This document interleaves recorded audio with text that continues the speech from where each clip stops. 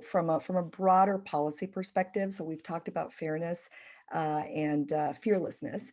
And then the third F is freedom. And really the point that I want to make here is, are you treating your employees like adults or are you treating them like children?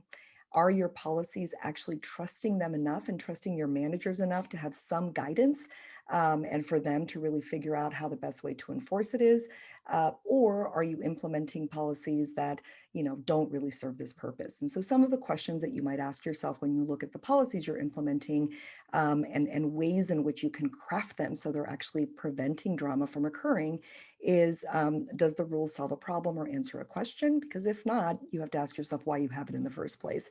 Are you actually prepared to enforce the rules? I can't tell you how often people have rules on the books that are either not enforced or selectively enforced. And that goes back to the whole idea of fairness. Are they just to check the box? Is it something that you got online that sort of addresses a legal compliance issue and you haven't really looked at it? Is it written in plain English, or is it in legalese, or maybe something again that's a cut and paste from 20 years ago that doesn't make sense anymore? And are you setting behavioral expectations and also the consequence to violations of those expectations, or are your rules simply saying what you can't do?